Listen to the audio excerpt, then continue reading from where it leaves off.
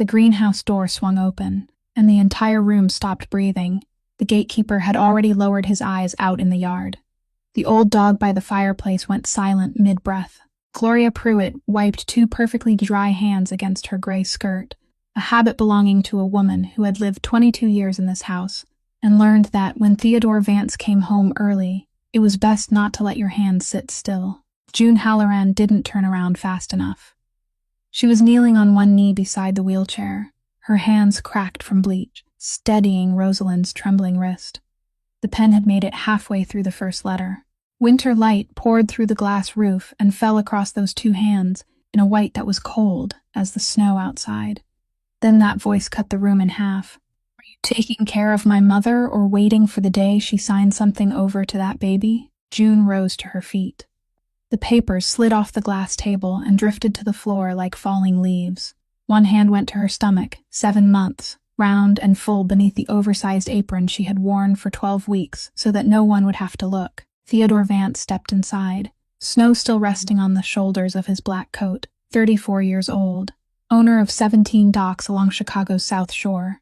The man whose name this city spoke a full octave lower. He pulled off his gloves with his teeth slowly, one finger at a time, then looked at June's hands, at the papers, at the swell of her belly, as though all three had just confessed to the same crime together.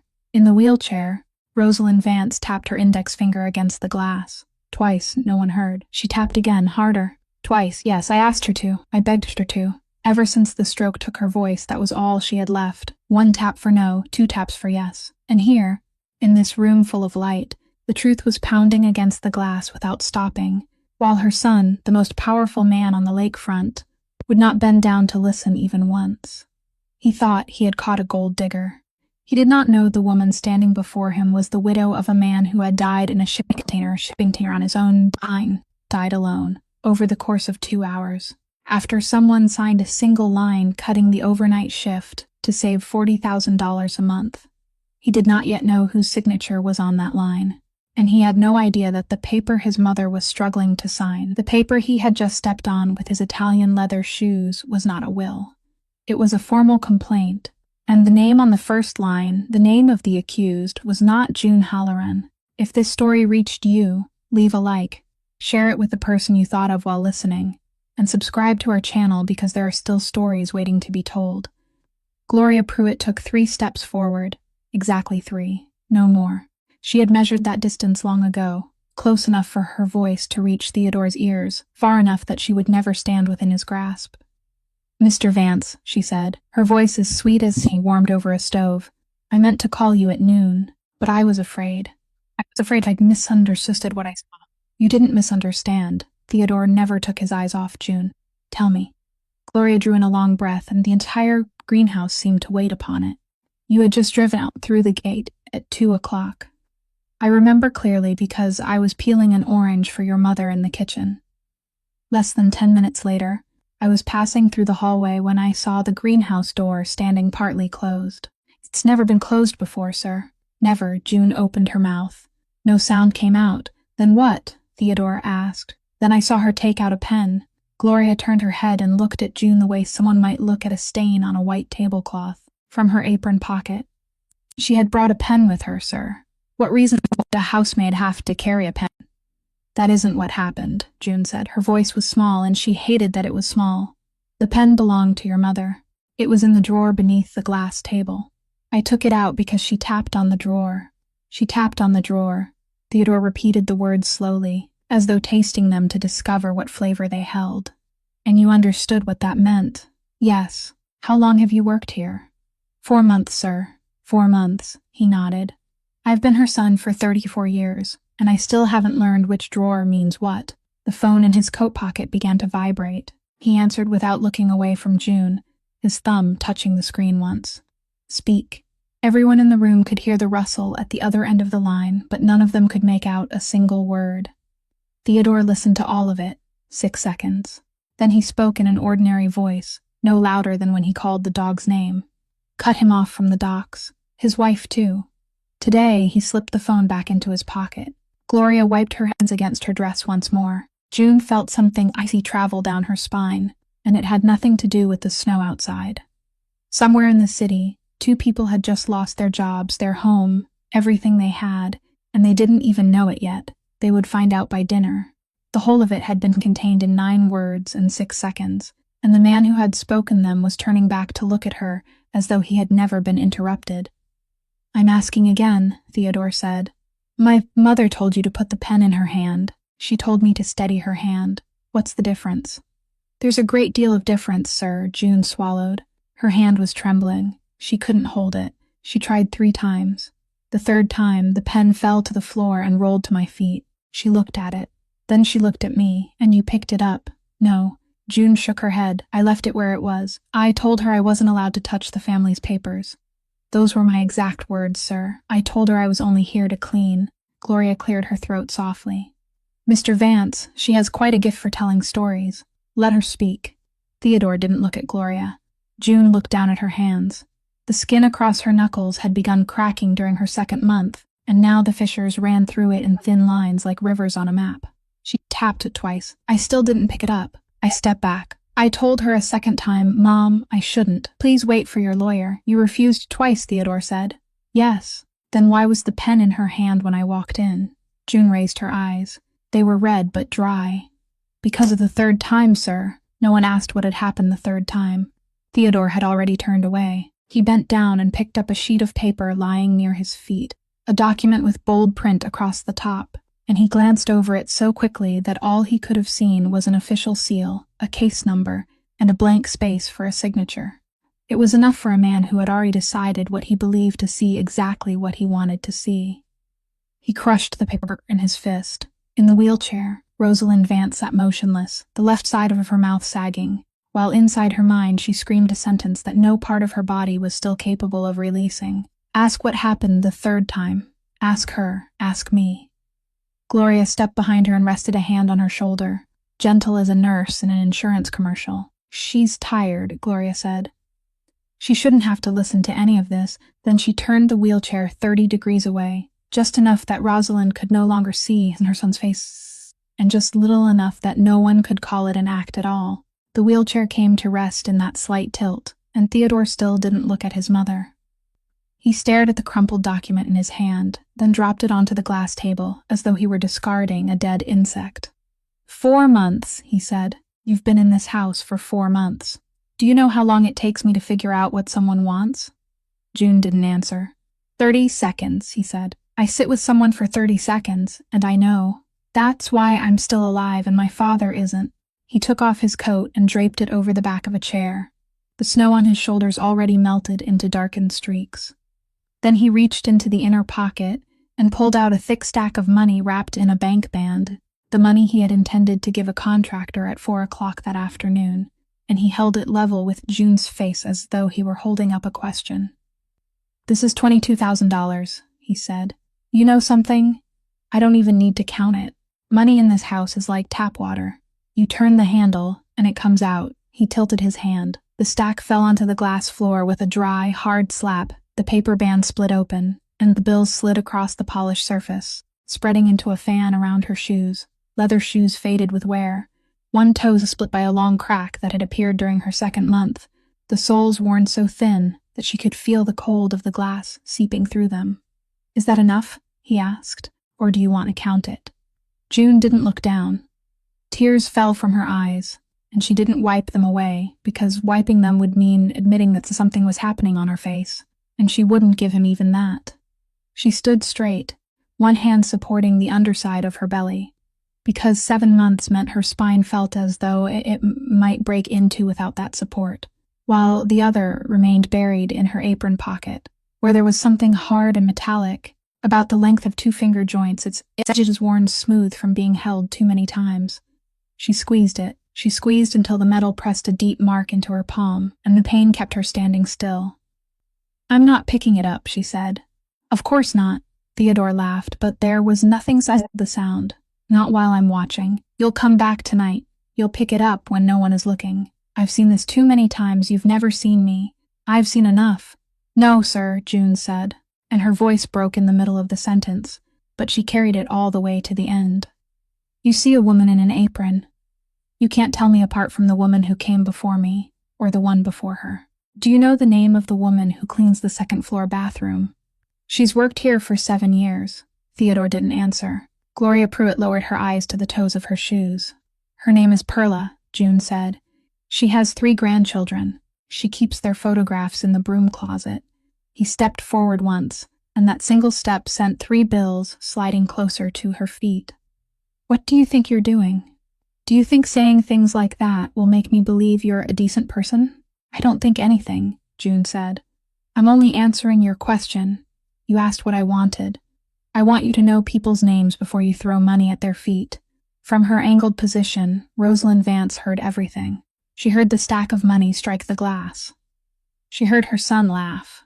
She heard the small, hoarse, broken voice of the young woman she had pleaded with 3 times that afternoon, and she knew exactly what she had said the 3rd time with her index finger. Every tap, every beat, every look she had driven into the young woman's eyes when June had finally reached out her hand.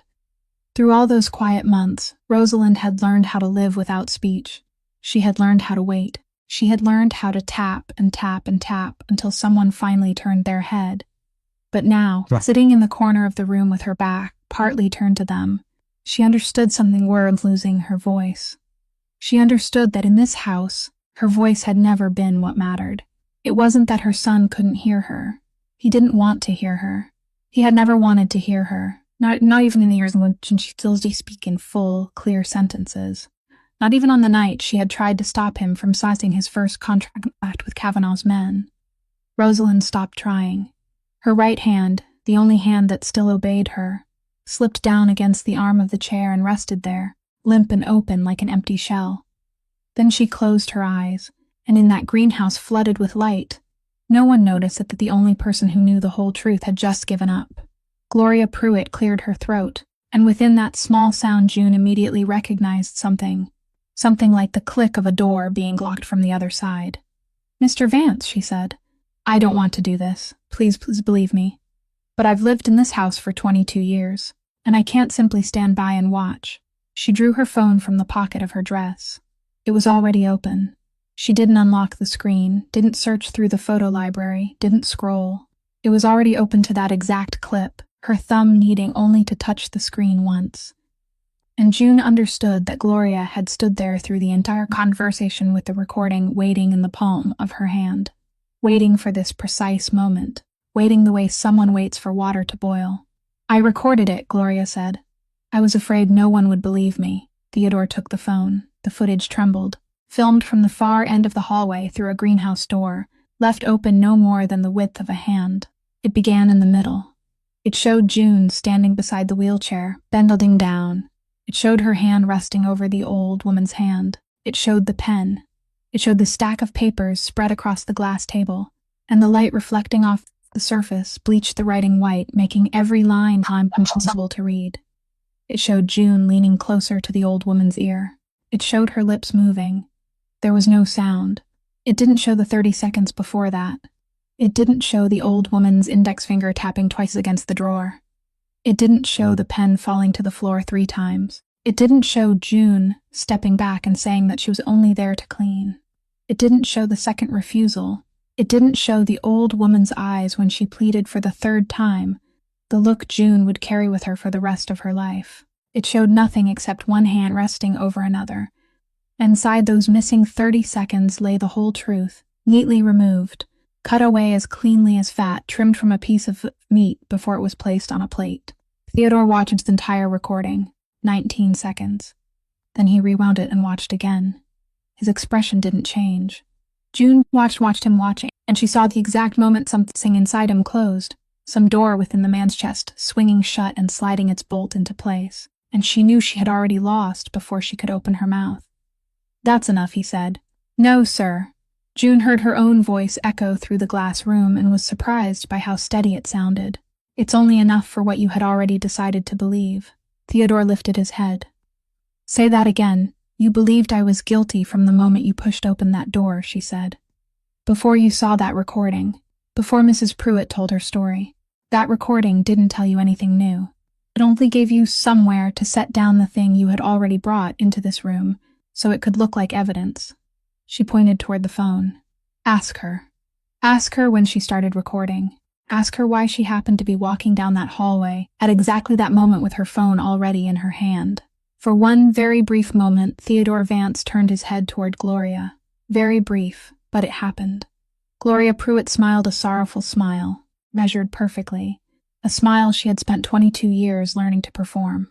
I had the phone in my hand because I was about to call you, she said. I just told you that. I was going to call, then I saw the door standing open, and I thought that if I only called, you would say I had imagined it. She turned to June, and her voice softened, damp with something almost like pity. Child, you're trying to pull me into this so you won't have to stand alone, I understand. At your age, in your circumstances, I'm sure I would do the same. Theodore handed the phone back. He didn't ask another question. You aren't asking, June said. I just gave you a question and you aren't asking it. I don't need to. You own 17 docks, she said. I scrub floors. But only one person in this room has refused to look, and it isn't me. Theodore Vance stared at her for a long time.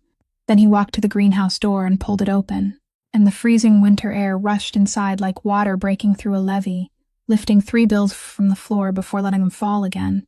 Mrs. Pruitt, he said without turning around. Call security. She has 10 minutes. 10 minutes, as it turned out, was far too much. June didn't need 4.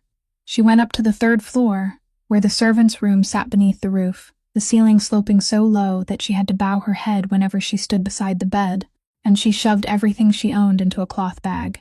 2 sweaters, a tin box filled with letters, a photograph taken in the parking lot outside a donut shop, 2 people, one of them a man laughing with a welding helmet turned backward on his head. She didn't fold anything neatly. She stuffed it in. Security stood outside the door, a young man named Marty who had worked there for 5 months, and he stared down at his feet the entire time. Miss Halloran, he said when she came out. I'm sorry. You don't have anything to apologize for, June said. You're only standing here.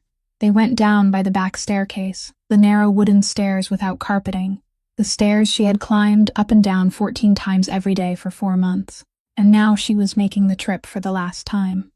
Through the kitchen, past the broom closet with the 3 photographs of Perla's grandchildren taped inside the door, through the service corridor, out through the service entrance, the gray metal door with no steps and no awning, the door she had entered through for the first time 4 months earlier when no one had told her she would never be allowed to use the front entrance. Marty unlocked it. Where's your coat? He asked. June looked down at herself. She was wearing an apron and a thin sweater, nothing else. Her coat was hanging in the small staff closet inside the greenhouse, and Theodore Vance was still in the greenhouse. It's all right, she said. The door opened. January snow in Lake Forest didn't fall. It flew sideways. It went looking for people. It found her in the very first second, slipping beneath the collar of her sweater, through the openings at her sleeves, and within the first 3 steps along the gravel path. June Halloran understood that cold wasn't the way people described it in books. It didn't bite. It embraced. It wrapped itself around a person very tightly and very slowly. She raised both hands to her belly, holding that place as though she were holding something that might fall away, and she walked. Gravel, then frozen grass, then the side gate, 300 meters to the bus stop. She counted every step so she wouldn't have to think. Inside the greenhouse, Theodore Vance stood behind the thick glass and watched that small gray figure moving across the white lawn. He didn't know what he was looking at. He only watched. Then he turned back, and somehow he was holding his own black coat. Though he didn't know when he had picked it up, the snow on its shoulders already melted completely into water. I held it for 3 seconds, 4 seconds. The greenhouse door was 2 steps away. The figure outside was almost at the line of pines. Theodore Vance, 34 years old, a man who had never hesitated before a decision in 11 years, stood perfectly still. Then he placed the coat across the back of the wicker chair beside the door. Very carefully. He smoothed the shoulders with the palm of his hand, as though laying it down neatly could turn it into something else. Then he turned away. On the glass floor, among the bills still scattered where no one had picked them up, there was a small object. It had fallen from June's apron pocket when she had risen so suddenly fallen some time ago, and no one had noticed. It lay on its side beside the leg of the table, tarnished metal, the length of 2 finger joints, with a hinged cap at one end, its edges worn smooth from being held too many times by a hand that no longer held it. Rosalind Vance's wheelchair remained unmoved in the quiet corner. From there, she couldn't see her son. She couldn't see the door. She could see only one small stretch of the glass floor, and within that stretch lay the little object. She knew what it was. She had seen it fall once before, during the 3rd month, when the young woman bent down to pick up a tray, and Rosalind had read the faint name engraved along its side, and that name was the reason she had begun to write. Now it lay there, on the floor of her house among her son's money. Rosalind Vance stared at it for a very long time. Her eyes didn't blink, and down her left cheek, the cheek that had died months earlier, the cheek that could no longer feel sunlight, couldn't feel water, couldn't feel another person's hand resting against it, a single tear moved slowly, traveling the long distance from the corner of her eye to her chin before falling onto the arm of the chair. She had no idea she was crying. 26 miles to the south, in a room above a tire repair shop in Bridgeport, Declan Cavanaugh was eating eggs. He was 52 years old, dressed in a beige turtleneck sweater, and he ate his eggs with a fork and knife the way people did in hotels, even though the table was plastic and the chair creaked every time he shifted his weight. The phone vibrated on the tabletop. He wiped his mouth with a paper napkin first, folded it into quarters, and only then picked up the phone. The message contained 6 words. "She's outside now. No coat on." Declan Cavanaugh read it twice. Then he set the phone down, picked up his fork, and continued eating his eggs. But one corner of his mouth had lifted, barely at all, and the man standing beside the window, a man named Burke, saw that smile and knew that something had just been completed. "Everything all right, boss?" Burke asked. "Do you know why people lose lawsuits, Burke?" Declan didn't look up. "It isn't because they did something wrong. Everyone does something wrong. People lose because they leave someone out on the street in January." He cut away a corner of the egg white. "A federal jury is 12 ordinary people from Illinois. They don't understand insurance records. They don't understand labor law. But they understand a pregnant young woman being thrown out of a rich man's house into the snow without even a coat. They understand that immediately. No one has to explain that to them." Burke nodded as though he understood, and Declan knew he didn't, but Declan didn't mind. He was accustomed to being the only person in the room who could see 6 months ahead. He didn't need to kill Theodore Vance. People always assumed that was what this kind of work was about. It wasn't. What did killing a man like Vance accomplish? 3 days of newspaper stories and a funeral attended by 400 people. Then another man took the same chair, and everything remained exactly as it had been.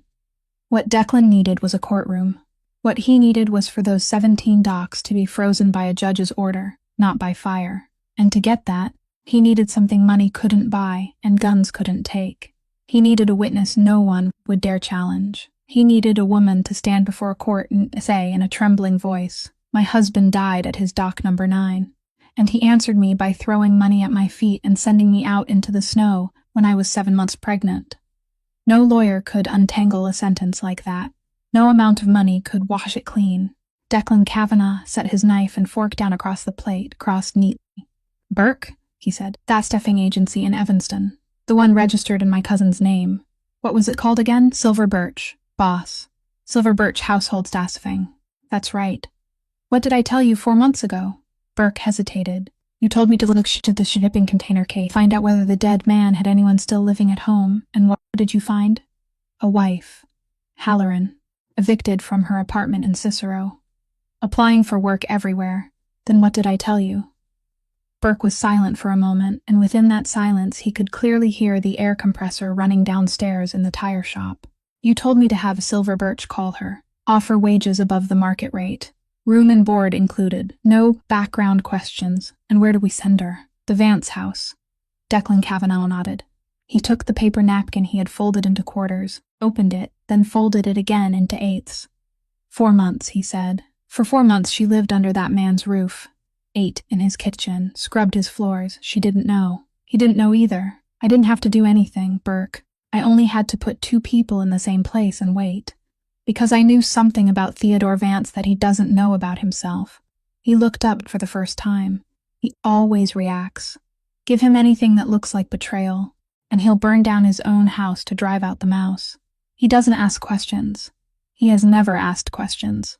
His father died because I had sold him out, and ever since then, he has lived like a beaten dog, biting first and looking afterward.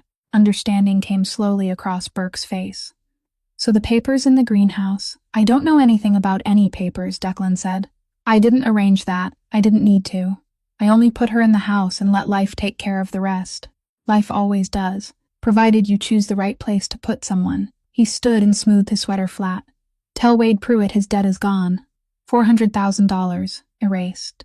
Tell his mother to get some rest. She did very well. He walked to the window and looked down at the street buried in white.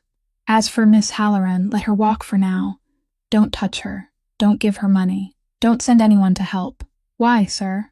Because every hour she spends out on the street tonight, Declan Kavanaugh said, adds another $1 million to the judgment. And she'll never know who paid her that money. The 95th Street Transit Station stayed open all night because no one ever bothered to lock it. It was a concrete shelter with fluorescent lights, 8 rows of plastic seats bolted to the floor, and a soda machine that had been broken since the fall.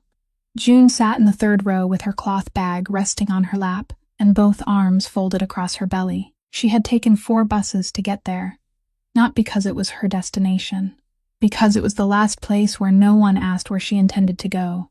She had called Bonnie at 7 o'clock. Her phone had 18% battery left, and she had already planned what she would say. "It's me," she said, and in the background she could hear the television playing at Aunt Marlene's house, someone laughing on a cooking show. "June, are you cold?" "Your voice is shaking. I'm inside," June said. "The heat's turned up too high." "Have you eaten dinner yet?" And Bonnie told her about school, and a stray cat in the backyard and her biology test. She talked for 11 minutes while June sat on the cold plastic seat inside the bus shelter, closed her eyes, smiled, and said, yes, that's wonderful, and all the places where those words would. Then she ended the call before her voice could break. 11 o'clock at night. There were about 9 people inside the station. A man slept beneath 3 layers of clothing. A young couple shared a pair of earbuds, and an elderly woman sat in the front row, wearing a pale blue coat and holding a woven basket against her chest, rocking gently as though she were listening to music only she could hear. June had noticed her from the moment she walked in. She noticed because the old woman kept swallowing, because her left hand clutched the handle of the basket and released it, clutched and released, because her eyes lifted toward a corner of the ceiling and remained there a little too long. Then the old woman stood. She made it 2 steps, and she collapsed onto the concrete floor. Someone screamed. The young couple jumped to their feet, then backed away. The man sleeping beneath 3 layers of clothing didn't move. June was already on the floor before she had time to decide to stand. At 7 months pregnant, she lowered herself by placing one hand against the concrete and easing her body down slowly, pain running along her back like a rope being pulled tight, and she ignored it. The old woman's convulsing, her arms and legs striking the floor, her lips turning blue. "Call 911, June said. No one moved. You. The one in the blue hoodie. Call 911. Tell them 95th Street Station, a woman about 75 years old having a seizure. Call now," he called. June's hands moved before her thoughts could catch up. She swept the woven basket out of the way. She tried to pull back the plastic seat near the woman's head, but it was bolted to the floor and wouldn't move. So June folded her cloth bag and slipped it beneath the woman's head, placing it between her skull and the concrete. She didn't restrain the woman's arms or legs. She didn't put anything into her mouth. She only cleared the space around her and sat there with one hand resting lightly on her shoulder, counting. 20 seconds, 40 seconds, 1 minute, and 10 seconds. When the convulsion stopped, she rolled the woman onto her left side, supported her head with the palm of her hand, and tilted her chin slightly upward to keep her airway open, allowing the saliva to drain from the corner of her mouth onto the floor instead of flowing back into her lungs. June's hands were cracked from cleaning chemicals. The skin across her knuckles split into thin lines, and those hands performed every movement precisely, without a single unnecessary motion, as though they had done this thousands of times in another life. "Are you a nurse?" the young man asked. "No," June said. She had studied for 2 years in the community nursing program at Malcolm X College. She had left midway through her 3rd year, when Owen was accepted into a certified welding program, and they could afford tuition for only one of them. Those 2 years of tuition now lay beneath the snow in a cemetery on the west side. The old woman opened her eyes after 4 minutes. She didn't know where she was. She looked at June and asked in a rough, broken voice, Are you Dorothy? No, Mom, June said. I'm June. Has Dorothy come home? Please lie still. The ambulance is coming. The old woman seized June's hand. She held it tightly with both of hers, the way someone clings to a life preserver. Don't go, she said. I'm right here, June said. And she stayed there, sitting on the concrete floor of a bus station near midnight in January, 7 months pregnant, without a coat, without a home, without a job, without a single dollar in her account, holding the hand of an old woman who didn't know her name, until red and blue lights swept across the glass doors. The paramedics came inside. The first one looked down, saw the position in which the old woman had been placed, saw the bag beneath her head, saw that her airway had already been opened. Who did this? He asked. June stood. She had to hold on to the back of a seat to pull herself upright. I did. Where do you work? June looked down at her hands. I clean houses, she said. The next morning, Theodore Vance had entered the greenhouse at 6:15, and the money was still lying on the floor. No one had dared to pick it up. That was the first thing that irritated him, not because he cared about the loss, but because it proved something he didn't want to think about, that the people in this house feared him enough to leave $22,000 scattered across the floor for 14 hours. He bent down to gather it, and while he was doing so, his fingers touched a metal object that rolled out from beneath the leg of the table. He picked it up, a welding lighter, an old kind steel casing, flip-top, the sort welders used to ignite a torch, not something bought at a convenience store. It was heavier than it looked. The edges had been worn completely smooth. The plating had flaked away in patches, and it felt strangely warm in his palm, even though it had lain on the glass floor all night. Theodore turned it over, held it toward the light. Scratched into the metal with the point of a knife, crooked and faded from thousands of times being rubbed by a hand, were 2 words. O&H. He stared at it for 3 seconds. Then he lifted his hand to throw it into the trash bin beside the door. He didn't throw it. He didn't know why he didn't throw it either. Much later, a very long time afterward, he would try to remember that moment and wonder whether some instinct had stopped him and whether some fragment inside him had known something before he did. But the truth was simpler and far worse. He didn't throw it away because he didn't care enough to throw it away. The lighter went into the inner pocket of his coat with the stack of money, and for the next 4 weeks, Theodore Vance would carry the name of a dead man over his heart without knowing it. At 9 o'clock, he called Hollis Bright. Find me the girl's records. Which girl? The maid. Halloran. 4 hours later, Hollis called back. Hollis Bright was 60 years old, had practiced law for the family since Theodore's father was still alive, and was the only person in Chicago who dared tell him no over the phone. You aren't going to like this. Speak. There's nothing. What do you mean? I mean, there's nothing, Theodore. She's 27 years old, born in Gary, Indiana, studied community nursing for 2 years, then left. No criminal record, no credit card debt because she has never owned a credit card. Evicted from an apartment in Cicero last August. She has a 16-year-old sister living with an aunt in Berwyn. Husband? There's no husband's name in any record I could find. That's impossible. The girl wears a ring, I know, but there's nothing in the Cook County civil records. It either never registered the marriage or someone removed the file. Theodore fell silent. There's more, Hollis said. She was referred to your house through a company called Silver Birch in Evanston. I tried looking into it. It was registered 2 years ago. The owner is a woman named Nan Foley, 68 years old, living in Florida. She has never set foot in Illinois. Theodore rose from his chair.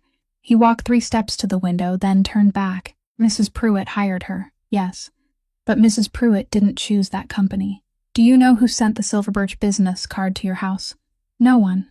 It was already sitting in the mailbox, and that was when Theodore Vance began to feel angry. Not because he suspected he had been wrong. Not yet. He was angry because in his life was controlling 17 dockets. He had never asked about someone and received nothing in return. He could find out how much anyone owed anyone else in Cicero within 2 hours. He could know where a city inspector ate lunch on Tuesdays, but he couldn't find anything about a girl who scrubbed floors. That didn't mean the girl was innocent. It meant someone had cleared the road for her, and there was exactly one man in Chicago who could clear a road that thoroughly. At 4 o'clock that afternoon, he drove himself to the 95th Street transit station. He brought no one with him.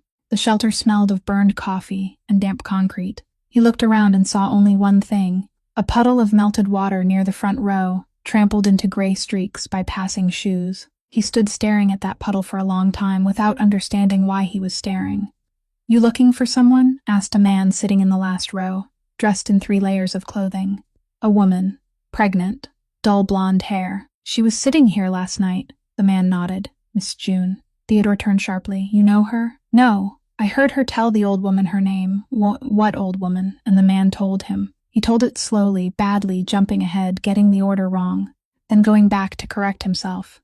He told him about the old woman collapsing, about everyone in the station stepping away, about the pregnant girl kneeling on the concrete and placing her own cloth bag beneath the old woman's head, about how she sat there, holding the woman's hand for 10 minutes until the ambulance came.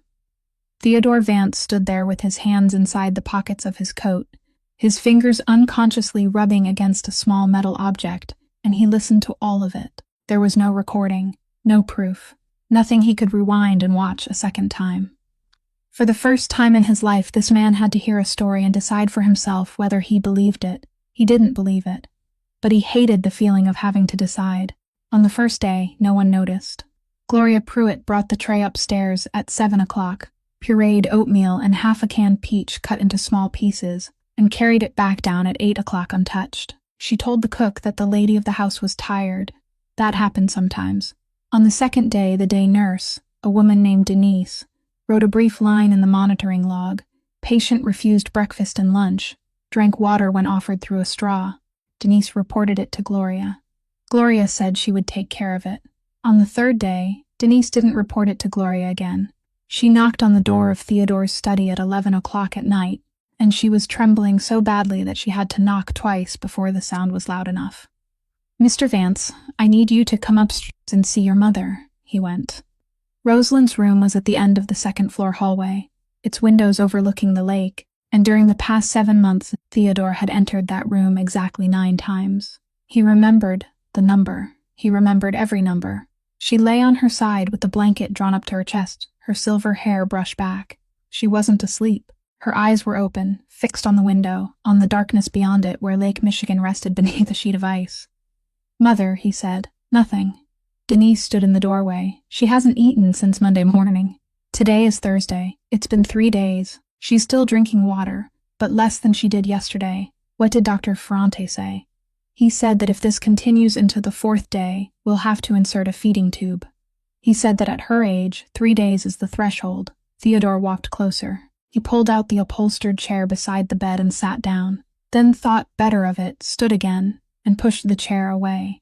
He knelt on the wooden floor, 34 years old, the man who had spoken 9 words into a telephone that afternoon and left 2 people without a home before dinner. The man whose name the entire city spoke in a lower voice. He knelt on the cold wooden floor beside his mother's bed, both knees pressed against the boards, his face level hers. "Look at me, Mother." She kept looking toward the lake. "I know you're angry. I know I made you angry. Fine, be angry with me. But eat first." He reached out and placed his hand over the back of her right hand, the only hand that still obeyed her, the hand that had spent 11 months tapping against every surface in this house. "Tap for me," he said, "just once. Tap once, and I'll know you're still here." Her hand remained still beneath his, warm, soft, motionless. "Mother," he said, "I'll count. I'll sit here and count. Just tap." The clock on the wall kept moving. Denise stepped away from the doorway and closed it very softly. Theodore Vance remained kneeling there for 40 minutes. He talked. He spoke of things he had never told anyone. He talked about the contract for dock number 12. He talked about acquiring the cold storage facility in Calumet. He talked about the weather. He talked because he didn't know what else to do, because all his life he had possessed only 2 tools, money and fear, and neither one had any use inside that room. Then he said, "If this is about the girl, I'll bring her back. I'll call her right now. I'll give her money. I'll give her whatever she wants. Just tap once." Nothing. And that was when he understood. Not all at once. It came slowly, like water seeping through a ceiling. First a stain, then spreading outward. He looked at his mother's face and searched for anger. When people were angry, there was fire in their eyes. Their jaws tightened. Their breathing changed. He had sat across from hundreds of angry people in his life, and he could read rage in the way someone placed a hand on a table. There was nothing on Rosalind Vance's face. No anger, no sorrow, not even exhaustion. She stared into the darkness beyond the window, with the expression of someone waiting for a car to come and collect her. And she had already been waiting for 3 days, with no intention of getting up and going anywhere else. Mother, his voice changed. You aren't angry with me. She didn't turn. You're waiting, he heard himself speak, and the voice sounded like a stranger's. You're waiting for it, aren't you? The hand beneath his still didn't move, and Theodore Vance, kneeling on the wooden floor near midnight, felt something he hadn't felt since he was 19 years old. Since the night he opened the door of a shipping container at dock number 3 and found his father inside. He felt fear. Not fear of losing money, not fear of Kavanaugh, not fear of a courtroom. He was afraid the way a child is afraid, the kind of fear that has nowhere to be set down. Don't, he said. Mother, please don't, I'll do anything. Tell me what to do, and I'll do it, but she couldn't speak. She hadn't been able to speak since her stroke. And the only way she had left to answer the world was with one index finger, and now she had put even that away. That was her answer. It was the clearest answer she had ever given.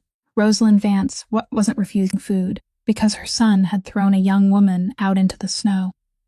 She refusing food because she wanted to die before the day came, when she would have to sign the document hidden beneath the drawer of the glass table. But Theodore didn't yet know there was any document at all. He only knew that his mother was leaving, and he couldn't buy her back. Hollis Bright arrived at 7 o'clock on Friday morning, and he brought something Theodore hadn't expected. Not a case file. A large sheet of poster board, the kind children used for school presentations, and across it he had written the alphabet in black marker, each letter as large as a hand, arranged in 4 rows. What are you planning to do with that? Theodore asked. What we should have done the moment she lost her voice. Hollis removed his coat, folded it, and placed it on a chair. Do you know why I practiced law for your father for 20 years? Because he asked questions. He asked foolish questions. He kept asking until he understood. But you've never asked anyone a question in your life, Theodore. You give orders and wait for results. Now your mother is dying because no one in this house knows how to ask. They went up to the 2nd floor. Rosalind lay on her side, still staring toward the lake. Denise had opened the curtains, and the pale white light of a January morning spilled across the bed. Hollis pulled out a chair and sat down, propping the poster board on his lap and angling it toward her. Rosalind, he said. She didn't turn. Rosalind, it's Hollis. I know you're tired. I know you're waiting. I'm not going to stop you. That is your right, and I respect it. Theodore opened his mouth. Hollis raised one finger, and he closed it again. But before you go, I want you to tell me one thing, Hollis said. Only one thing, then I'll leave you alone. Do you agree? 2 taps means yes. The silence lasted so long that Theodore could hear the heating system beneath the floor. Then the old woman's index finger lifted an inch above the bedsheet. Fell. Lifted again. Fell. 2 taps. Theodore had to grip the side of the bed. Good, Hollis said. And his voice didn't change, the calm voice of a man who had sat beside more sickbeds than he cared to remember. Now I'm going to read the alphabet. Tap twice when I say the letter you need. Let's begin. And he read, A, B, C, D, E, F, G, H, 2 taps. Hollis wrote the letter H along the edge of the poster board. H next, A, 2 taps. A next, A, B, C, D, E, F, G, H, I, J, K, L, 2 taps. That was the 3rd letter, and it had taken 4 minutes. Her finger trembled. Every time she tapped, her entire arm shook with it, and between the 3rd letter and the 4th she had to rest. Her eyes closed. Denise stepped forward with a straw, and Rosalind took 2 sips. Then she opened her eyes, looked at Hollis, and raised her index finger from the sheet once more. Next, Hollis said, A, B, C, D, E, F, G, H, I, J, K, L, 2 taps. L, 7 minutes. Theodore stood at the foot of the bed without moving. He stared at the poster board, H-A-L-L. Nothing came into his mind. No connection at all. They were only 4 letters. Next, A, B, C, D, E, F, G, H, I, J, K, L, M, N, O, 2 taps. 9.5 minutes. The old woman was breathing hard. Her finger could no longer lift from the bed. It only slid across the fabric, scraping faintly, and Hollis had to lean close to hear it. He shifted the poster board into his left hand, then laid his right hand on the sheet beside hers, palm facing upward, so she could tap against his skin instead of the fabric. Tap here, he said. It will take less strength. She tapped against his palm. 2 taps, R, 11 minutes, A, 12 minutes and 40 seconds. And when they reached the final letter, when Hollis read M and then N, the old woman's hand didn't tap. It tightened. She closed her fingers around the old man's finger with everything she had left inside her, and Hollis Bright. 60 years old. A man who had stood in federal court 40 times without ever allowing an expression to cross his face clenched his jaw. N, he said. Is it N? 2 taps. 14 minutes. Hollis turned the poster board around, along its edge, written in black marker and leaning slightly because he had written it across his own lap, were 8 letters. Halloran. That's her name, Theodore said. His voice was hoarse. Halloran, the maid. You want me to bring her back? Hollis didn't answer. He was looking at Rosalind. Rosalind was looking at her son. For the first time in 3 days, she had turned her head away from the window, and the look in her eyes sent cold down Theodore's spine, because there was no relief in it at all. There was only a question, and that question was waiting for him. That isn't it, is it, Mother? He said. She didn't tap, she only looked down at his chest. Theodore lowered his head, following the direction of her eyes, and saw nothing except his own coat. Then he reached into the inner pocket, the pocket where he kept money, his phone, everything he carried on his person, and his hand touched a small metal object he had completely forgotten for 4 days. He took it out. The welding lighter lay in his palm, its steel casing stripped of plating, its edges worn smooth and round. He didn't understand why he had taken it out. He was only following his mother's gaze. Then he looked down at it. Then he looked up at the poster board Hollis was holding. Owen H. Halloran. Theodore Vance placed the lighter on the bed beside the poster board, very slowly, as though he were setting down something that might explode. Hollis Bright took 48 hours to find something that was never supposed to exist. He didn't search the court records, because no lawsuit had ever been filed. He didn't search the insurance file, because the insurer had already closed the claim. He searched the expense ledger of a subsidiary called Lakefront Risk Solutions, a name that sounded as though it had been created to be used once and then discarded, and on the 27th line for September of the previous year, he found it. $6,000. Direct payment. Recipient J. Halloran. He placed the paper on the desk in front of Theodore at 11 o'clock at night, and he didn't sit down. Read it, Theodore read. 6,000, he said. $6,000 for a human life. Number $6,000 for a signature. Hollis laid down a second sheet. A copy. 1 page, 18 lines, and at the bottom were 2 slanting words written with a weak hand, the final letter N trailing downward and fading, as though the person writing it had run out of breath halfway through.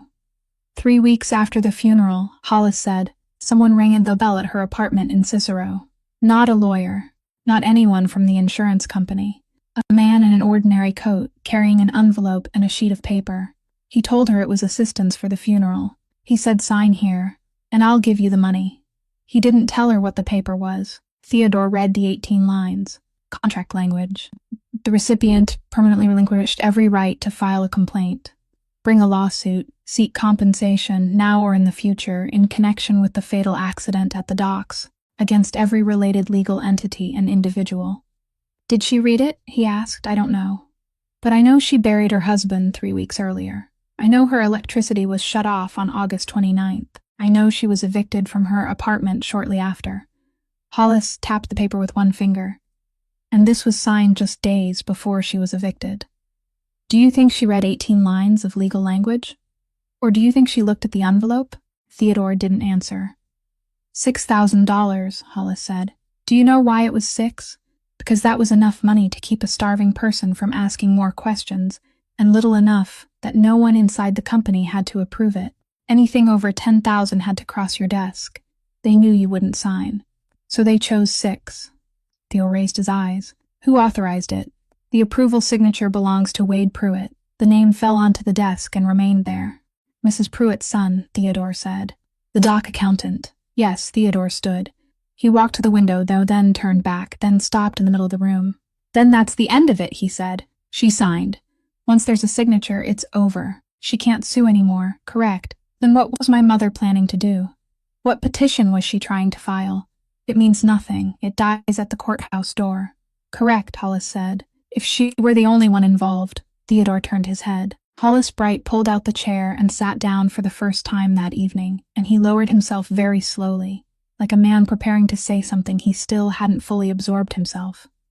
Illinois has a statute, he said. It isn't well known. No one uses it, because there's almost never an opportunity for it to apply.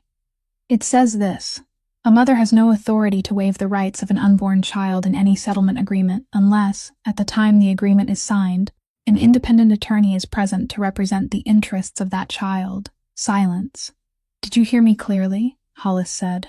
At the time of the signing, June Halloran was only in the very early weeks of her pregnancy. She didn't know it yet. The man who brought the envelope didn't know.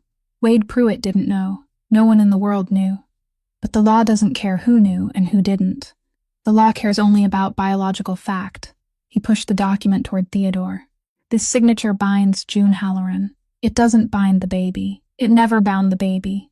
There was no lawyer in that apartment on the day she signed representing the child. So as far as that child is concerned, this $6,000 agreement is nothing but a sheet of paper. But Theodore looked down at the document. He didn't pick it up. Do you understand what I'm telling you, Theodore? He didn't answer. This case was dead, Hollis said. It died in September. For 4 months, Kavanaugh has been carrying a dead case without knowing it. Your mother has been holding a dead petition without knowing it. Miss Halloran lost her husband and lost her right to seek justice for him. And she doesn't know that either. Everyone in this story has been standing on top of a corpse. He tapped Deskeb once with his finger. There is only one thing still alive. One thing in this entire matter that no one could buy. No one could sign away on someone else's behalf. No one could silence. He looked at Theodore Vance through his glasses. The unborn child you threw money at, Hollis said, is the only opening left in this entire case. Theodore Vance stood in the middle of his father's study, and inside the pocket of the coat hanging behind him was a steel welding lighter engraved with 2 words, and he couldn't say anything at all. Theodore didn't sleep. At 4 o'clock in the morning, he went down to the basement, where there was a storage room his father had built in 1998, with concrete walls, steel shelving, and 20 years of records from 17 docs packed into labeled cardboard boxes. He found the box marked Doc 9, 3rd quarter of last year. He sat flat on the concrete floor and opened it. He didn't know exactly what he was looking for. He knew only one thing. People didn't die inside shipping containers because of the containers themselves. Containers didn't kill anyone. A container door locked from the outside, and people died because there was no one outside to open it. Which meant there was one very simple question he had been too afraid to ask aloud all night. Where was the night shift at Dock Number 9 on the night of the accident?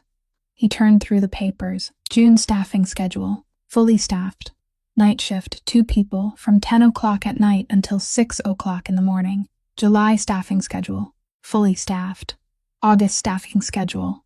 Blank. From the first day of the month onward. The column for the Dock Number 9 night shift was completely empty, and in the margin there was a red ink stamp containing 3 words, Persian to order no. Then a string of numbers. He kept searching. His hands moved faster, papers spilling onto the floor, until he found it at the bottom of the box, enclosed in a clear plastic. 1 sheet, 1 page. A bold heading across the top, Operational Staffing Adjustment, 3rd quarter. Beneath it was a table, 4 rows. The second row read Dock 9. Night shift, 2 positions, suspended beginning August 1st. Estimated savings of $40,000 per month. At the bottom of the page was the signature line. Theodore Vance looked down at it and exhaled. He breathed out for so long that his entire body seemed to collapse inward, and he heard the sound of his own breath echo through the concrete room. And during those 3 brief seconds he felt a relief so filthy that he would never forgive himself for it afterward. It wasn't his signature. It wasn't his handwriting. His signature was neat and short, 2 diagonal strokes, and everyone knew Theodore Vance's signature because it appeared on 1/3 of the shipping contracts along the South Shore. This one was long. This one had loops. This one began with a large initial and curved upward at the end, the kind of handwriting taught in girls' schools during the 1960s. He held the paper closer to the light. He looked again, and the concrete room began to tilt. R. Vance, Rosalind Vance.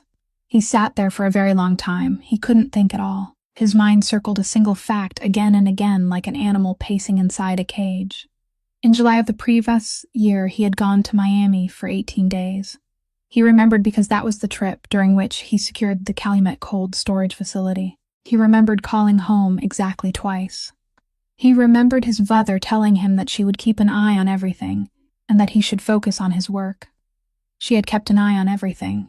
She had sat at the glass table in the greenhouse with a cup of tea and her reading glasses, and she had reviewed the third quarter operating expenses, and she had seen a one line. Dock number 9 night shift. 2 people assigned to watch a dock that lost money every month. $40,000 a month. She hadn't killed anyone. She had never seen Owen Halloran's face. She had merely crossed out one line in a spreadsheet on a July afternoon, picked up her pen, and signed her name in that curling hand, then folded the page and continued drinking her tea.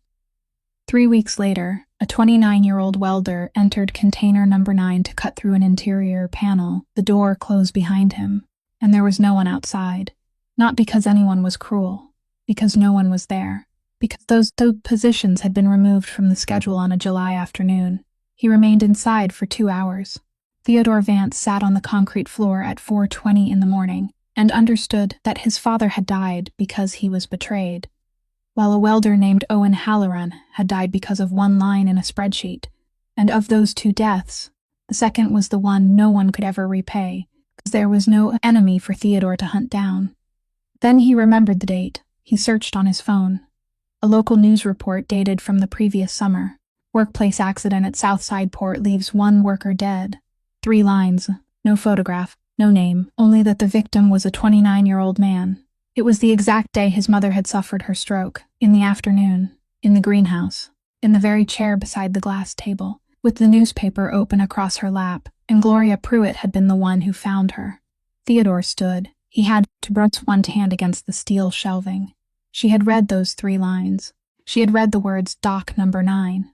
Then she had risen, walked to the drawer, taken out the August staffing schedule, and looked at the empty column. And then she had looked down at the signature line. It had taken her about 4 minutes to trace the death back to herself. No one needed longer than that. Theodore climbed the basement stairs 2 at a time, the paper trembling so violently in his hand that it made a sound. For 3 days, he had believed his mother wasn't eating because she was angry with him. Since the day of her stroke, he had believed she tapped her finger to summon someone. She hadn't been summoning anyone. She had been trying to confess. The petition hidden beneath the drawer of the glass table. The petition he had stepped on with his leather shoes that January afternoon. The petition that had caused June Halloran to be thrown out into the snow hadn't been written to accuse Theodore Vance. On the first line naming the defendant, typed in black letters, was his mother's name. Wade Pruitt lived in a 2-story house in Norwich, painted cream, with a double garage door and a young maple tree planted in the middle of the front lawn that had to be wrapped in burlap every winter. 33 years old, a dock accountant. At 7 o'clock on Saturday morning, he was standing in the kitchen pouring coffee when he heard the front door open. He hadn't locked it. No one in Norwich locked the front door at 7 in the morning. Theodore Vance walked into his kitchen without removing his coat, and he said nothing. He didn't greet him. He didn't ask a question. He pulled a wooden chair away from the dining table, sat down, placed his phone face down on the tabletop, then took a photograph printed on ordinary paper from his inner pocket and slid it across the wood toward Wade. Wade looked down. The photograph showed the front gate of his house. It had been taken from inside a car, through the windshield, and the time was displayed in the upper right corner. 11:42 last night. In the photograph, the light was still on in the second-floor bedroom. Wade Pruitt set down his coffee cup. He placed it very carefully, using both hands, because he no longer trusted them. "Mr. Vance," he said. Theodore didn't answer. He sat there with one hand resting on the table, looking at the photograph instead of Wade. The refrigerator hummed in the kitchen. The clock on the wall ticked. A garbage truck passed outside, stopped, then moved on. Wade Pruitt last 4 seconds. 400,000, he said. Theodore didn't look up. "I owe him a 400,000. It started at 60. Basketball bets. Then it became 120. Then I tried to win it back. You know how that goes." He spoke quickly, the words pouring out and falling over one another. "His men came to see me last July. There were no threats. No one touched me. He only invited me to lunch. He said, 'Wade, I don't need your money. I need you to stay exactly where you are and do one small favor for me from time to time.'" "What favor?" Theodore said. Those were the first 2 words he had spoken inside that house. "The envelope," Wade said. 6,000. He chose the amount. He said no one asks questions about an approved payment under 10,000. He even gave me the form for her to sign. "I didn't write it. I swear I didn't write it, Mr. Vance. I only approved the payment. Did you know who she was?" the dead man's wife. I knew. Did you know why he died? Wade Pruitt fell silent. Then he said, very softly, I saw the August staffing schedule. I'm the accountant. I see everything. Whose signature did you see? I saw it. Theodore looked up for the first time. Say it, Mrs. Vance, Wade said. Your mother. And Theodore Vance sat there and did nothing. And that nothing was more frightening than anything Wade Pruitt had imagined during the past 6 months. Does Kavanaugh know about the signature? Theodore asked. No. Wade shook his head. No. That was the only thing I didn't give him. I swear. He thinks it was you. The whole city thinks it was you. He didn't need to know who signed it. He only needed the doc to carry the Vance name. Theodore picked up the photograph. He folded it in half and slipped it into his pocket. 6 months from now, he said, you'll sit in a chair inside the federal building on Dearborn Street, and you'll tell this entire story again, under oath. With someone recording every word, Mr. Vance, you choose. You speak there, or Kavanaugh finds out that you kept something from him. Wade Pruitt dropped heavily into a chair, and at that exact moment, the back door opened. Gloria Pruitt entered her son's kitchen carrying a paper bag filled with bread, and she stopped in the doorway. She looked at Theodore. She looked at her son collapsed in the chair. Then she placed the bag of bread on the kitchen counter, slowly, and she didn't panic. That was what Theodore would always remember. She didn't panic at all. You found it, she said. You made that recording to save your son. No, Gloria Pruitt removed her scarf, folded it, and placed it on the counter. I made that recording because my boy needed more time.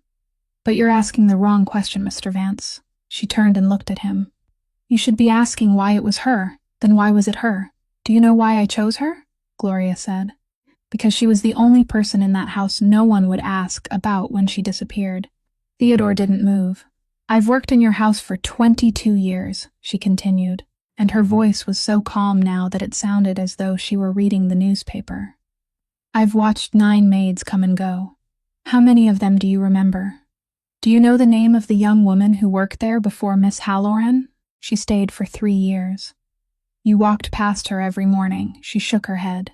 I needed someone whose disappearance wouldn't make anyone in that house ask where she had gone. Not because they were bad people. Because they were invisible. And in your house, sir, invisible people are very easy to find. You create them every day. She picked up the bag of bread and began putting the loaves into the cupboard, as though only she and her son were standing in that kitchen. Miss Halloran isn't my victim, Gloria Pruitt said. She's a victim of the way you look at people. I'm only the one who knew where to stand to pick her up. By the first week of April, the harsh Chicago winter had finally begun to soften. Mount Sinai Hospital on the west side had a 4th-floor corridor 40 meters long, paved with pale blue vinyl, and among every 4 fluorescent lights in the ceiling, one flickered, though no one ever bothered to replace it. Bonnie Halloran ran down that corridor at 9 o'clock at night, and she went the wrong way twice before finding the right place, because she was 16 years old and had never been to that hospital before. She carried 4 balloons in her hands. She had bought them at the grocery store beneath Aunt Marlene's apartment, the cheapest kind, $3 for the bunch, one printed with a duck and the other 3 plain colors, and she had held them through 40 minutes and 2 bus rides while they kept bumping into people's faces and she kept apologizing. At the end of the corridor, she stopped. The door was partly closed. There was no sound inside. Bonnie stood there with both hands wrapped around the balloon strings, and suddenly she was afraid.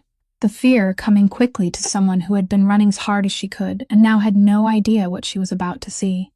Then she heard it. A cry, some small, hoarse, broken into little pieces, like the sound of something that had only just learned how to make a noise and wasn't used to it yet. It came through the crack in the door, traveled down the pale blue vinyl corridor, and Bonnie Halloran began crying in the middle of the hospital hallway with 4 balloons in her hands. She pushed open the door. June lay in the bed, her face drained white, her hair damp and stuck to her forehead, and against her chest rested a small bundle wrapped in a blanket. She was looking down at that bundle and didn't raise her head when the door opened. June, Bonnie said. June looked up, and she smiled. How did you get here? Aunt Marlene drove me to the station. Then I took 2 buses. Bonnie stood at the foot of the bed, crying and laughing, not knowing where to put her hands, while the balloons kept floating upward and touching the ceiling. I bought these. They're awful. The store didn't have anything else. They're beautiful. One has a duck on it. I see the duck. Bonnie stepped closer. She leaned down to look and held her breath. She's so small, 3 weeks early, June said. The doctor said her lungs are strong. The doctor said everything is all right. June, Bonnie reached out one finger, pulled it back, then reached out again. Can I touch her? Of course. She touched the back of that tiny hand with the tip of one finger, and the little fingers curled around it. And Bonnie Halloran dropped onto the edge of the bed and began to sob aloud, crying like a child, both shoulders trembling, while June reached out with her free hand and stroked her sister's hair. Why are you crying? I don't know. Bonnie wiped her face. I'm so happy I can't bear it. A nurse passed outside in the hallway. Every fourth light flickered. Somewhere on a lower floor, an elevator bell chimed. Have you named her yet? Yes, what's her name? I'll tell you tomorrow. Bonnie didn't ask again. She lay sideways along the edge of the bed, resting her head against her sister's legs, and looked up at the 4 balloons floating beneath the hospital ceiling. Then June began to sing, very softly, not for anyone to hear. It was only the sound people made when they held something that's small in their arms. It was an old song, the one their grandmother used to sing, about a boat and a river and someone waiting on the far shore.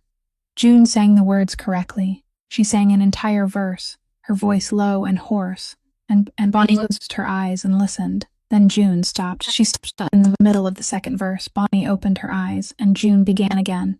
But this time, in the third line, she sang it wrong. She sang that the boat had silver oars, though there had never been any silver oars in that song, not once, because that line was about a lantern on the shore. She sang it wrong and kept going, and in the 5th line she sang it wrong again, changing the final 2 words completely, and her voice rose where it was supposed to fall. Bonnie stayed still. She knew that song. She had heard 2 people sing it in the kitchen in Cicero, one singing it correctly and the other singing it wrong, arguing about it for 3 years while neither one would ever admit defeat. June sang the entire song. She sang it wrong from beginning to end, wrong in exactly those places, wrong in precisely the same way, no more and no less. Then she bent her head, pressed her lips to the forehead of the small bundle resting against her chest, and remained that way for a very long time. Bonnie said nothing. She only lifted her hand, wrapped it around her sister's wrist, and held it there. Outside the 4th floor window, snow began falling over the west side again. Inside the room, 4 balloons that had cost $3 floated beneath the ceiling, and the one printed with the duck kept turning slowly. And no one in that room had a single dollar in a bank account. No one had a home, and it was the happiest moment June Halloran had ever known in all 27 years of her life. Hollis Bright found June on Tuesday morning, and he came alone, carrying nothing but a thin case file. He sat in the plastic chair beside her bed and spoke to her for 40 minutes in the voice of a man, reading a map to someone who was lost slowly, clearly, without adding a single unnecessary word. He told her about Dock Number 9. He told her about the August staffing schedule. He told her about the $6,000 document, the Illinois statute, and the opening no one in the world had known existed until the week before. June listened to all of it. She didn't ask a single question. When he finished, she asked exactly one. Who owns Dock Number 9? Hollis was silent for 3 seconds. The Vance Corporation, she nodded. Then she asked a second question. 4 months ago, who sent me to that house? And Hollis Bright, a man who had stood in federal court 40 times, had to lower his eyes to his own hands. A company called Silver Birch, he said. It belongs to Declan Kavanagh. June Halloran sat perfectly still.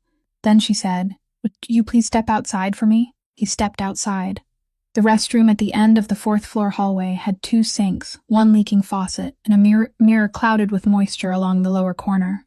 June gripped the edge of the porcelain sink with both hands. She bowed her head. 4 months. She counted every day again, as though counting loose change. She had made tea for that man. She remembered that he drank black tea without sugar, and she remembered that he never thanked her. And she hadn't taken offense because wealthy people were often like that. She had scrubbed that glass floor every Wednesday morning, kneeling with her belly pressed against her thighs, taking care not to leave water streaks because he hated water streaks. She had folded his shirts. That was what she remembered most clearly. White shirts with stiff collars, dry cleaned, and she had folded them exactly the way Mrs. Pruitt had taught her, tucking the sleeves in first, then folding them in half. And once she had folded one incorrectly, and Mrs. Pruitt had made her refold the entire stack. She had stood alone inside his dressing room, surrounded by the scent of clean fabric, and folded shirts for the man who owned the dock where her husband had died. Owen had died late that summer. She entered that house only weeks later, when the grief was still raw. She bent over the sink and retched, but there was nothing inside her to come out. She stood there for a long time, both hands gripping the white porcelain, her body trembling, while the leaking faucet kept dripping into the sink beside her, steady and unconcerned. When she finally looked up at the mirror, she wasn't crying. Her face was dry. That frightened her more than anything. Theodore Vance arrived at the hospital at 4 o'clock that afternoon. He didn't go to June's room. He went straight to the 3rd floor to the Dewborn nursery, where a long wall of glass looked in on 11 clear plastic bassinets arranged in 2 rows. He found the one with the card marked Halloran. It stood in the back row near the window. From where he stood, he could see only the crown of a tiny head, and one little hand raised above the edge of the blanket, 5 fingers opening and closing, grasping at something in the air that only the child could see. He stood there for 4 hours. A nurse passed him 3 times. The 3rd time she asked whether he was family, and he said no. He didn't sit down. There were no chairs, and he didn't go looking for one. He stood with both hands inside the pockets of his coat, in the right welding light, and he held it throughout those 4 hours without realizing it. At 8 o'clock that night, June came downstairs. She walked slowly, one hand braced against the wall, and stopped 4 meters away from him. He turned. For a moment, neither of them spoke. The hallway was empty. The ceiling lights flickered. "I know now," he said. "So do I," she said. He took 1 step toward her, and she stepped back, and he stopped. "Miss Halloran," his voice didn't sound like his own. "I'm not asking you to forgive me. I'm not foolish enough to ask for that." "Good, I only want to see her," he said. "For 1 minute. I only want to stand closer and look at her for 1 minute." "No, Miss Halloran," he continued, and he heard his own voice, and it sounded like a stranger borrowing his mouth. "Please." The word fell into the hospital hallway and lay there between them. Theodore Vance was 34 years old. He had never spoken that word before. Not to his father, not to his mother, not to anyone during the 11 years he had controlled 17 docks, because all his life he had possessed only 2 tools, and neither of them had ever required that word. He had just used it for the first time, and he used it here, in the hallway of a public hospital on the west side, speaking to a woman who scrubbed floors. June Halloran looked at him for a very long time. "Do you know why I'm saying no?" she asked. He didn't answer. "It isn't because I hate you. I don't have enough strength to hate anyone right now." She raised one hand and gripped the rail along the wall. "It's because she is only 5 days old. 5 days. No one has ever looked at her with cruelty. She doesn't know that kind of look exists." She raised her eyes to him. "You don't get to look at my daughter with the same eyes that looked at me that day." Then she turned and walked back down the hallway, one hand against the wall, moving slowly, while Theodore Vance remained behind the glass with that tiny hand still opening and closing behind him. At 11:40 on Thursday night, Theodore's phone vibrated. It was Marty, the 23-year-old security guard working the night shift at dock number 9. The young man who had stared down at his shoes when he opened the service door for June 3 weeks earlier. "Mr. Vance." "A truck came into dock 9. It isn't on the schedule. 4 men. They brought cutting equipment. Don't go near them. They're cutting into the old container in the corner, the one under evidence seal." Theodore was out the door before Marty finished the sentence. Hollis Bright sat in the passenger seat, still wearing pajamas beneath his coat, because he had been at the Vance house working through the files when the call came, and he had told Theodore to stop, and Theodore hadn't stopped. "What do you think you can do?" Hollis said. "It's evidence. It's the only thing left. It's an empty steel box, Theodore. It can't say anything." "You're wrong." Dock number 9 stood at the end of a broken asphalt road, and from 300 meters away they could already see the light. Not electric light. Orange. Leaping. The container stood at the corner of the yard, separated from the others, covered by a tarp for 5 months, and now the tarp was burning, while something inside the steel box was burning far more fiercely, and the air smelled of oil and rubber and rust-resistant paint. The truck was gone. They hadn't needed to stay. They had cut the rear wall away from the frame, thrown something inside, and left. Marty stood 30 meters away holding a small fire extinguisher, his face drained white. "I called the fire department." They'd said 7 minutes and Theodore got out of the car. He didn't hear Hollis calling his name. He walked straight toward the container, and when he came within 5 meters, he had to turn his face away from the heat, and he looked inside. The rear wall had been cut free and lay tilted on the concrete, and inside the steel chamber, surrounded by fire, 4 walls still remained standing. Theodore Vance knew what he was looking for. He had read the scene report 3 times that week. It said the victim had been found in the inner left corner. There was another line in the notes section, one no one had read, written in the dry language of an official report, friction marks present on the inner left wall, at a height of 80 to 130 centimeters. He took off his coat. He soaked it in a puddle of melted snow at his feet, wrapped it around both hands, and Hollis Bright shouted behind him, but Theodore didn't turn around. The interior was hot and blind. The smoke was so thick he couldn't see his own hands. He followed the left wall, 3 steps, 4 steps, crouching it low, searching with his hands instead of his eyes. The left wall. At the height of his chest, through the wet coat, his fingers touched the hot steel surface and he ran them across it, and then he found them. He didn't see them, he felt them. Grooves, dozens of grooves, horizontal, vertical, diagonal, crossing over one another. Shallow, long, scratched again and again across the same patch de sizzle, an area no larger than 2 hands. Someone had stood there in the darkness and clawed at the metal for 2 hours. Theodore Vance dropped to his knees in the smoke. He searched for the edge. A cutting machine had opened a line along the bottom of this section, but the men had stopped before finishing, and he forced his hands into the gap and pulled. It didn't move. He pulled again. He braced his feet against the container floor and hauled with the full weight of his body, and the steel panel, roughly 80 centimeters wide, warped and burning hot, tore free from the frame with a long shriek. He crushed it against his chest and walked out. 7 steps. Those 7 steps were the longest of his life. He collapsed onto the concrete 3 meters from the container door, and Marty rushed toward him with the fire extinguisher, while Hollis Bright, 60 years old, dropped to his knees beside him and tore the smoking coat away from Theodore's hands. Fire engine sirens sounded from the main road. Theodore Vance lay on his back on the concrete, breathing, his face black with soot, and he didn't let go of the steel panel. He held it against his chest with both arms. "You're insane," Hollis said. His voice broke. "You're insane, Theodore. Do you know what that is?" Theodore turned his head. Firelight washed across the steel panel in his arms, revealing the overlapping grooves on its gray surface, dozens of them, scratched by something hard, perhaps a pair of pliers, perhaps a belt buckle, dragged again and again through the darkness by a 29-year-old man who knew there was no one outside. "What is it?" Hollis asked again. "Testimony," Theodore said. The fire engines entered the yard. Paramedics wrapped both of his hands in bandages right there on the ground, and he let them, and throughout it all, he never took his eyes off the steel panel lying on the concrete beside him.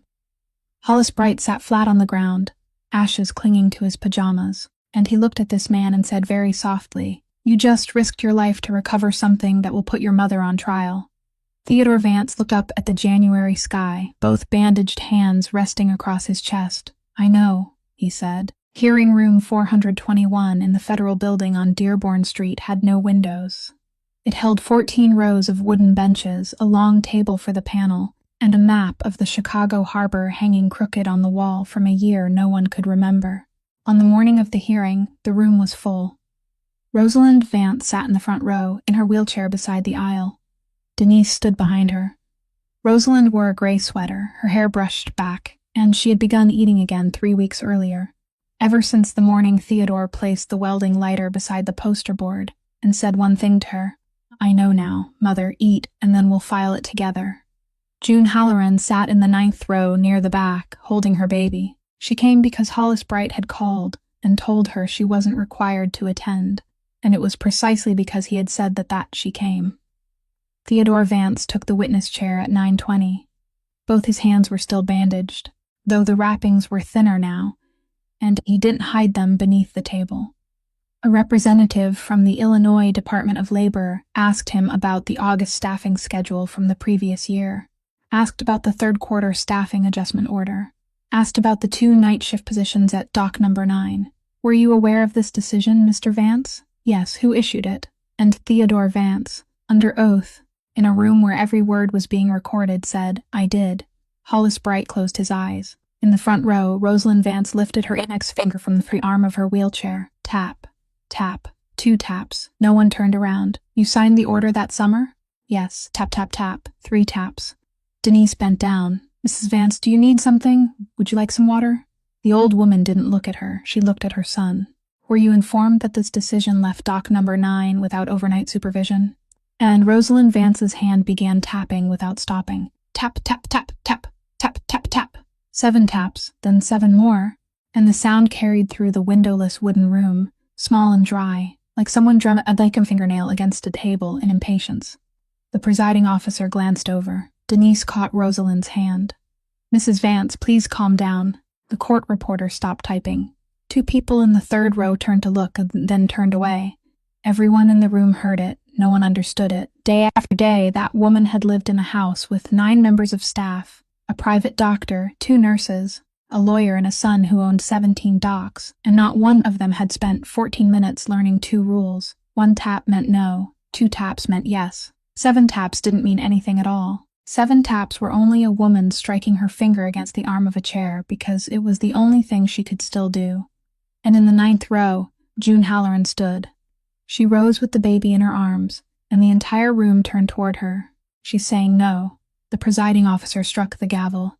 Mom, sit down. She tapped twice when he said yes, June said, and her voice carried through the room because the room had gone silent. Then 3 times. Then 7. She isn't counting anymore. She's only trying to make it loud enough. Hollis Bright stood. Mr. Chairman, this woman is a witness in the related matter. She's saying no, June said again. She has been saying oh this entire time, and no one has been willing to learn how to listen. Silence. Then Rosalind Vance turned her head toward the 9th row, and she looked at that woman and she tapped twice, very clearly, slowly, 1 tap at a time. The presiding officer set the gavel down. He looked at the old woman in the wheelchair for a long time. Mr. Bright, he said, is your client capable of communicating? Yes, Mr. Chairman. Hollis opened his case and took out the poster board, the alphabet written across it in black marker in 4 slightly crooked rows. She needs 14 minutes for 1 word. Does this hearing have 14 minutes? It did. That day's hearing lasted until 4 o'clock in the afternoon. Over the course of 4 hours, 3 things happened. The first was that Rosalind Vance spelled 2 words with her index finger against the palm of Hollis Bright's hand, and those 2 words were entered into the federal record, while Theodore Vance sat in the witness chair and listened to his mother implicate herself, and he couldn't stop her. The second was that Gloria Pruitt entered the room at 11 o'clock. She didn't speak to anyone. She walked to Hollis Bright's table, placed her phone in front of him, and said, the unedited version. The first 30 seconds. I didn't delete them. Why? Hollis asked. Gloria Pruitt looked down. I don't know, she said. The third thing happened at 2:10, when 2 federal agents entered the room and didn't sit down. And 4 days later, Declan Kavanaugh was arrested at Midway Airport with a suitcase and a ticket to Tampa. And he didn't resist. And as they led him toward the car, he asked only one question. Who testified? At the end of the hearing, the department's attorney turned toward the 9th row. Mrs. Halloran, regarding your claim and the claim belonging to your child, have you decided on an amount? June stood. The whole room looked at her. She looked down at the case file lying on the table before her, the file Hollis had shown her the week before, the file containing a scene report dated from that summer, and under the list of personnel present on the 4th line, typed in black letters, were 3 words. Worker number 4. I want my husband's name entered correctly in the record, June Halloran said. Owen Halloran, not worker number 4, with the arrival of spring at Lake Forest. The ice on Lake Michigan broke apart into gray sheets and drifted slowly northward, and for 3 days people could hear it, a deep, low sound like someone dragging furniture across the floor below. June Halloran arrived on a Saturday afternoon. She entered through the front door. Not because anyone had invited her to use the front door, because the service entrance had been removed completely in March, along with the rule that had never been written down but everyone understood, and all that remained there now was a newly rebuilt section of wall that hadn't yet been painted to match. The Owen Halloran Fund was announced soon after, covering the full cost of overnight supervision at all 17 docks and accident insurance for 2,200 cargo workers along Chicago's South Shore. And during the press conference, Theodore Vance didn't stand up and say a single word. He let Hollis Bright read the statement. Someone wrote in the newspaper that it was an act of humility. Hollis knew it wasn't humility. It was because Theodore had no right. Out on the lawn behind the house, 16-year-old Bonnie Halloran sat on a plaid blanket holding her niece, laughing without stopping because the baby had caught hold of a strand of her hair and refused to let go. Denise sat beside them with a pot of tea. Rosalind Vance sat in her wheelchair beneath the shade of the old elm tree, facing the lake, with sunlight resting on one side of her face. June walked toward Theodore, who stood near the water's edge, carrying a neatly folded black coat in her arms. "This belongs to you." He looked at it. "Where did you get it?" "Mrs. Pruitt sent it. She said she found it on the wicker chair in the greenhouse that night after everyone had left. She kept it all this time." June held it out. "I don't keep things that are given through avoidance." Theodore Vance didn't take it. He stood there with both hands healed, only 2 dark marks remaining along the back of his right hand, marks that would fade during the coming summer. "It was never mine," he said. "I was only holding it for you." June looked at him. Then she placed the coat on the back of a bench beside the water, and they both watched it lying there, and neither of them reached for it. In the distance, Bonnie burst into laughter and lifted the baby a little higher, and the sound carried across the lawn. "Her name," Theodore said. "Wren." "What does it mean?" "Nothing," June said. "That is what matters. She isn't anyone's lesson. She isn't your apology. She isn't evidence in someone's case file.